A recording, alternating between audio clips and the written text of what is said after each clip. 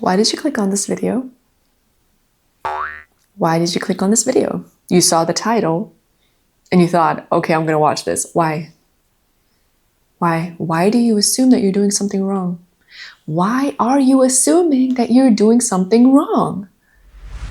Instead of always asking yourself or looking for what you're doing wrong, just focus on what you know that you should be doing to manifest your desires. It's so easy to get lost in all the content and all the videos and the feelings that you might be doing something wrong. Because where is it? Because we get impatient, we get frustrated, and then we ask ourselves, where is it? Where is it?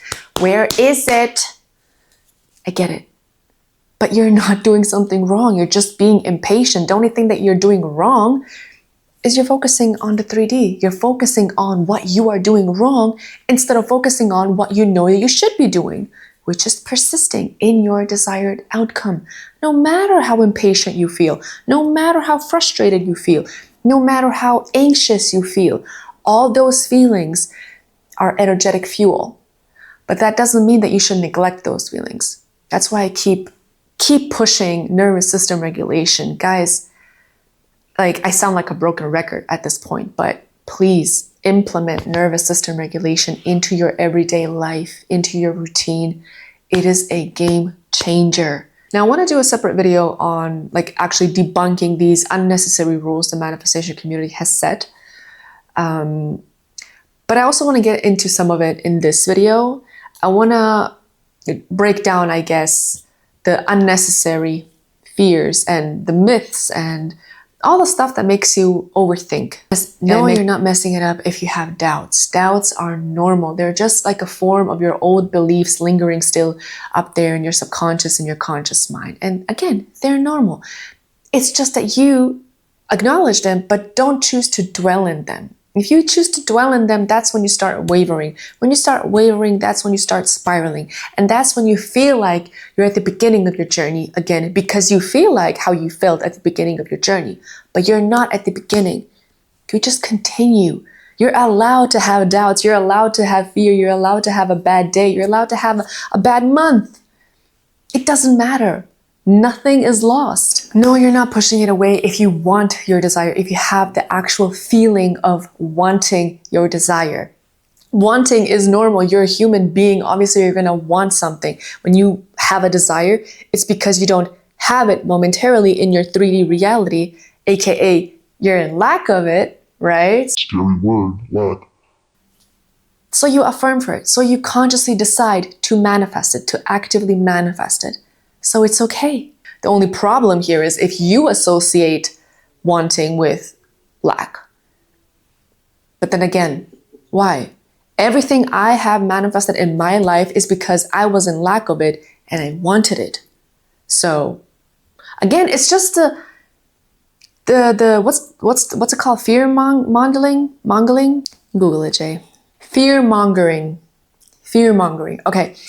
It's just fear-mongering of the word wanting, lack, waiting. It's okay if we're waiting. It's okay if we're wanting our desire. That's why you want it, because it's your desire. And not just that, but your subconscious is you, okay? So your subconscious is not over there judging you and thinking to yourself, oh no, he's affirming from lack, she's affirming from lack, she's affirming from fear, he's affirming from desperation. No. Because think of it this way. Let's say you want a new iPad and you think to yourself, I don't have a new iPad.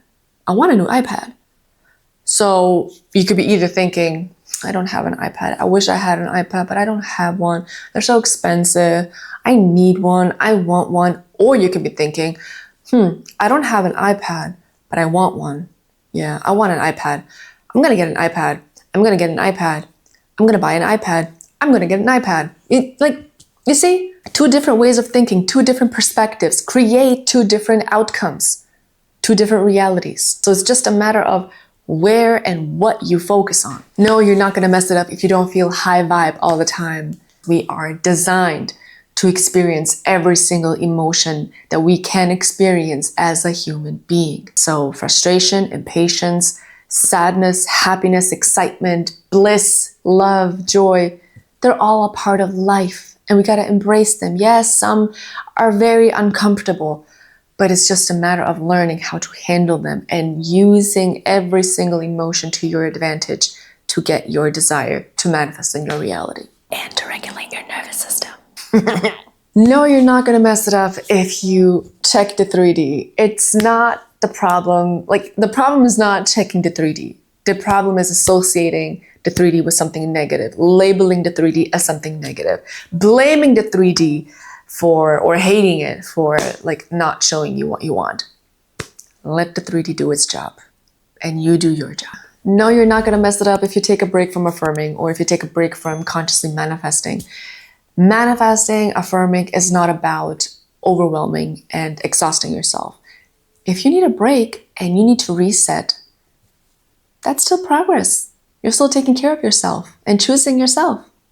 Good for you. No, you're not going to mess it up if you change your affirmations every now and then. I, for one, have no fixed affirmations. And first of all, manifestation is not a rigid formula. You know what I mean? Like, it's not a one size fits all, and there's not just one way to do it. Again, that's why for some people this works, from other people that works. And if you want to get even more technical, everything works. Everything works. But when people say, oh, it didn't work for me, it's more of a, I couldn't get myself to do it more. So the best method, the best technique that you can use is the one that you like doing. Because if you like doing it, then you're going to do it. You're going to be consistent with it. You're going to be persistent with it. So just pick anything that you like doing and make it part of your routine. And routine helps build discipline. So no, you're not going to mess it up if you have intrusive thoughts. As we talked about, intrusive thoughts are a natural part of our everyday life. Everybody has them. I have them. Everybody has them. So we can't control when they come. We just control if we're going to dwell on them or not give them any meaning, not give them any power. So no, you're not going to mess it up if you don't script, if you don't visualize, or if you don't do sats, or if you don't meditate, or if you don't regulate your nervous system.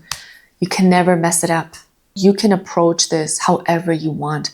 Even Neville Goddard and Joseph Murphy, Joe Dispenza, all those gurus, mentors, authors, great teachers, they're all just people, and they live by their own assumptions, by their own rules.